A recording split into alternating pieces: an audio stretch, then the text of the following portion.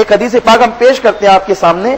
اللہ کے رسول کی بارگاہ میں ایک وفد آیا, تو اس وفد نے عرض کیا یا رسول اللہ ہمارے شام کے لیے دعا کریں, ملک کے شام کے لیے. تو حضور بہت خوش تھے, ہاتھ اٹھا کر کہا اللہم بارک لنا فی شامنا, اے اللہ شام میں ہمارے شام میں, بلکہ حضور نے فرمایا ہمارے شام میں برکت عطا فرما.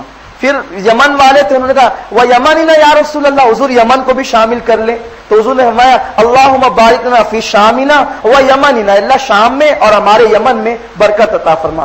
تو نجد والے بھی تھے, ریاض جس کا آج نام ہے, نام بدل دیا انہوں نے, اس کا پرانا نام نجد ہے. تو انہوں نے کہا وفی نجدنا یا رسول اللہ, نجد کے کچھ مسلمان یعنی وہ سچے مسلمان تھے مگر وہ اپنی زمین کے لیے بھی دعا کرانا چاہتے تھے. وفی نجدنا یا رسول اللہ, یا رسول اللہ نجد کے لیے بھی دعا کر دیں. پھر میرے آقا نے ہاتھ اٹھا کہا اللہم بارک لنا فی شامنا و یمننا. پھر انہوں نے کہا وفی نجدنا یا رسول اللہ. پھر میرے آقا نے فرمایا اللہم بارک لنا فی شامنا و یمننا, اے اللہ شام اور یمن میں برکت عطا فرما. یعنی نجد والے سمجھتے تھے کہ شاید حضور نے ہماری بات سنی نہیں, انہوں نے 3 مرتبہ کہا. پھر رسول اللہ جلال میں آ گئے, فرمایا میں اس زمین کے لیے دعا کروں جہاں سے شیطان کا سینگ نکلے گا, جہاں سے فتنے اٹھیں گے. اور پھر میرے آقا صلی اللہ علیہ وسلم نے ساری باتیں بیان فرمائی. تو اسی نجد کی زمین سے محمد ابن عبد الوہاب نجدی نام کا ایک آدمی پیدا ہوا, اور جس نے ٹرکی حکومت کا خاتمہ کیا, جو ہے وہ برطانیہ سے مدد لے کر. یہ میں نہیں کہتا, ایک انگریزی جاسوس ہے, اس کا نام ہیمفرے ہے. تو اس نے جو جاسوسی کر کے ابن عبد الوہاب نجدی کو اپنی بوتل میں اتارا برطانیہ کی, وہ اس کی جو ڈائری تھی, پرسنل ڈائری, وہ ڈائری چھپی ہوئی ہے, اور وہ انگریزی میں چھپی تھی, اس کو اردو میں اس کا ترجمہ کیا گیا ہے. جسے چاہیے وہ لے کر کے پڑھ لے. سنیوں کی ہر بات ڈنکے کی چوٹ پر ہوتی ہے, اس لیے کہ حق ہوتی ہے. اب کسی کو برا لگتا ہے تو بات الگ ہے. دیکھیے, اگر طبیب انجیکشن دے کر آپ کو تکلیف پہنچاتا ہے تو وہ آپ کا دشمن نہیں ہے, آپ کو اسے دشمن نہیں جاننا چاہیے. آپ تحقیق کیجئے کہ حق کیا ہے, صحیح کیا ہے. جب رسول اللہ نے فرمایا کہ 73 فرقے ہوں گے, 72 جہنمی اور ایک ہی جنتی ہوگا, تو آپ کو اس کی تلاش کیوں نہیں کہ وہ جنتی کون ہے؟ آپ کیوں نہیں سمجھتے, کیوں نہیں مانتے, آپ کیوں ہماری بات کو تعصب پر جو ہے وہ دھکیل دیتے ہو؟ یہ تعصب کی باتیں ہیں. تو بہرحال اس شخص کو اس نے, ہیمفرے نے اپنے چنگل میں کیا. اور پھر وہ چونکہ ابن عبد الوہاب نجدی جو تھا وہ عیاش آدمی تھا اور دولت کا حریص تھا, اس نے انگلینڈ کی مدد لے کر حملہ کیا اور حرمین طیبین پر اس نے قبضہ کیا. تو اس وقت 2 قبیلے تھے, ایک آل سعود جو آج بادشاہ ہیں, اور ایک ابن عبد الوہاب نجدی کی اولاد. تو ان دونوں کا معاہدہ ہوا, چونکہ ان دونوں نے مل کر ایسا کیا تھا برطانیہ کی مدد لے کر. تو آل سعود کو یہ دیا گیا کہ حکمراں تم میں سے ہوں گے, اور ابن عبد الوہاب نجدی کی جو اولاد ہوگی شیخ ان میں سے ہوں گے. یعنی کہ جو مذہبی معاملات ہوں گے وہ سب ابن عبد الوہاب نجدی کے گروہ والے سنبھالیں گے, اور حکومت کے امور جو ہے وہ آل سعود سنبھالیں گے. اب آپ کو بات سمجھ میں آئی؟ اب کیا ہوا تاریخ. اچھا, یہ صرف سنی بریلوی نہیں کہہ رہے ہیں, آپ کو بتاؤں, الشہاب الثاقب نام کی کتاب ہے جو دیوبندی عالم کی لکھی ہوئی ہے. مولوی اسد مدنی کو آپ جانتے ہیں, حال ہی میں ابھی ان کا انتقال ہوا. ان کے ابا ہے مولوی حسین احمد ٹانڈاوی, ان کی کتاب ہے الشہاب الثاقب.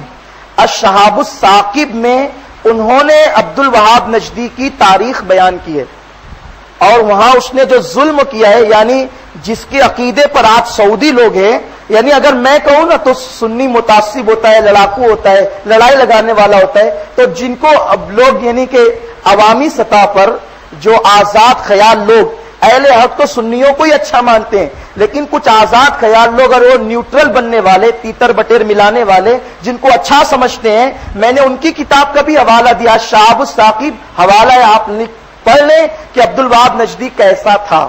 تو عبد الوہاب نجدی اس نے رسول اللہ صلی اللہ علیہ وسلم کے جو مقصورہ شریف ہے, روض اقدس ہے, اس پر قصیدہ بردہ درود تاج لکھا ہوا تھا. آج بھی رسول اللہ کے تالے پر جو مزار شریف پہ لگا ہوا ہے نا تالا, اس پر آج بھی لکھا ہوا ہے هو الحبیب الذی ترجى شفاعته لكل حول من الاحوال مقتحم. یہ قصیدہ بردہ شریف کا شعر رسول اللہ کے تالے پر آج بھی لکھا ہے مجھے مگر پتا نہیں چلتا کہ ان کی نظر ابھی تک وہاں کیسے نہیں پہنچی، اور وہ محفوظ ہے.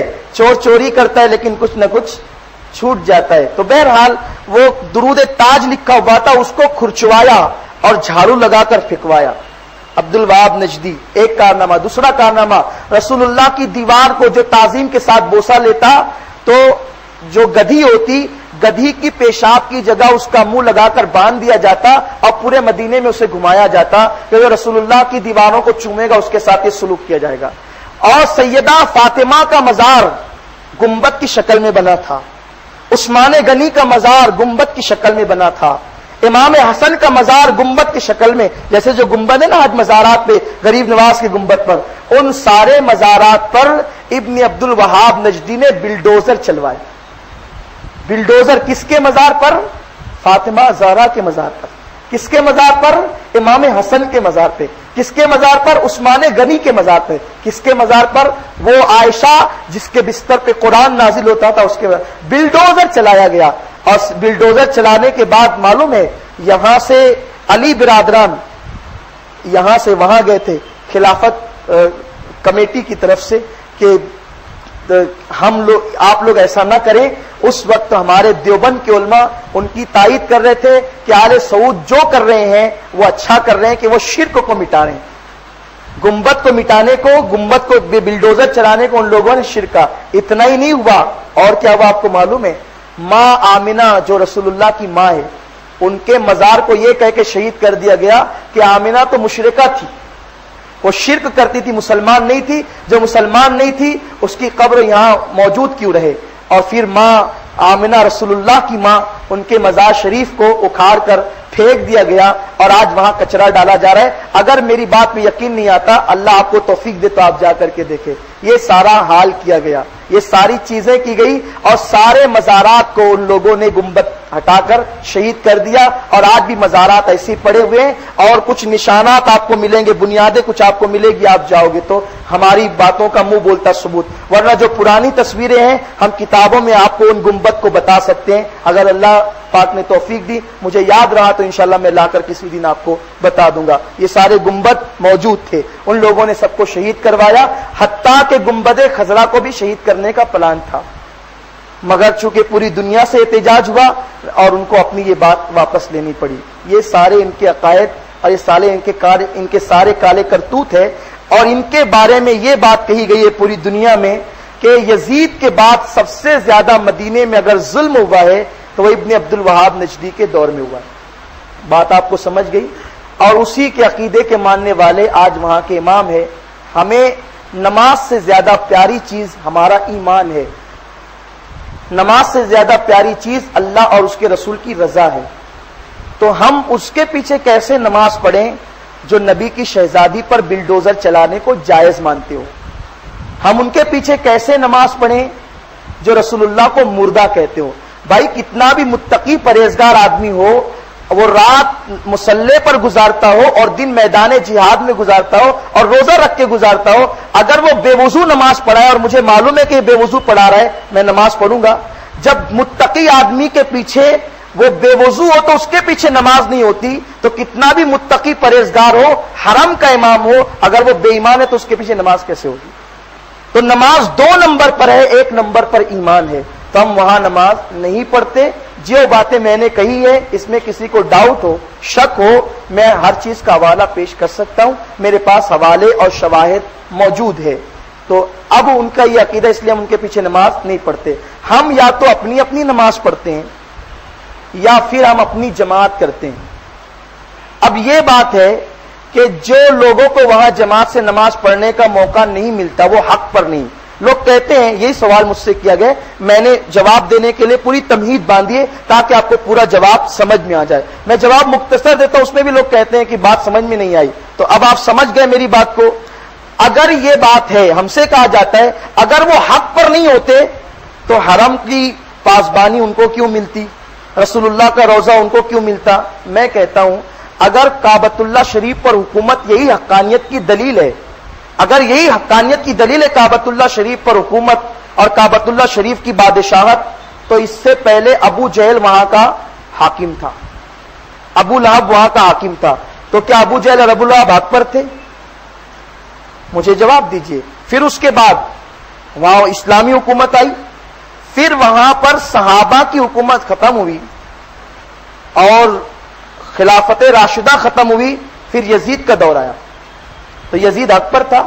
چلو کچھ لوگ ہیں اس کے جو اسے بھی حق پر مان لیتے ہیں، مگر پھر کرامتیوں نے وہاں حکومت کی۔ کرامتی کون تھے آپ کو معلوم ہے؟ یہ شیعہ تھے۔ ترکیوں کی حکومت سے پہلے وہاں کرامتیوں کی حکومت تھی، اور شیعہ وہاں پر حکومت کیے، اور انہوں نے اتنی بدتمیزی کی کہ جب ان کی حکومت ختم ہونے لگی تو وہ حجر اسود کو لے کر بھاگ گئے۔ کرامتی جاتے ہوئے حجر اسود کو لے کر جو شیعہ تھے بھاگ گئے، اور حجر اسود کے انہوں نے ٹکڑے ٹکڑے کر ڈالے۔ آج جو حجر اسود کعبۃ اللہ شریف میں ہے وہ پورا حجر اسود نہیں ہے، حجر اسود کے 8 یا 9 ٹکڑے ہیں جو بہت ڈھونڈ ڈھانڈ کر لائے گئے ہیں، اور اسے ایک اس کے اندر جو ہے وہ سنبھال کر کے لگایا گیا ہے۔ یعنی آپ اس کیا سمجھتے ہیں وہ پورا حجر اسود نہیں ہے، آپ جا کر کے غور سے دیکھیں تو آپ کو پتا چلے گا کہ وہ ٹکڑے ہیں۔ آپ تاریخ کی جو کتابیں آج مکے میں چھپ رہی ہے اس میں بھی یہ بات لکھی ہوئی جو میں آپ کے سامنے عرض کر رہا ہوں۔ وہ شیعہ تھے، تو کیا جس زمانے میں شیعہ مکے پر حکومت کر رہے تھے تو کیا اس وقت تو شیعہ حق پر تھے؟ تو مکے پہ حکومت کرنا یہ حقانیت کی دلیل نہیں ہے۔ حق وہ ہے جس کی تائید قرآن اور سنت کر رہی ہے۔ جو قرآن اور سنت پر قائم ہے وہی حق پر ہے۔ آپ کو یہ بات اچھی طرح سمجھ میں آ گئی ہوگی۔ اب اگر کسی کو یہ لگتا ہے کہ کعبۃ اللہ شریف پر حکومت حقانیت کی دلیل ہے تو میں ان سے کہتا ہوں ابو جہل اور ابو لہب کو بھی حق پر مانو، اور پھر شیعوں کو بھی حق پر مانو، اور پھر اب پتہ نہیں کس کی حکومتیں آئے گی، پھر تم سب کو حق پر مانو گے۔ تو حاکم بن جانا یہ حقانیت کی دلیل نہیں ہے۔ قرآن و سنت پر جو قائم ہے، اگر وہ فقیر ہے، اگر اس کے پاس لباس بھی نہیں ہے تو بھی وہ حق پر ہے، اگر وہ قرآن و سنت پر ہے۔ تو اب آپ کے بات سمجھ میں آ گئی؟ تو یہ ہے حقیقت۔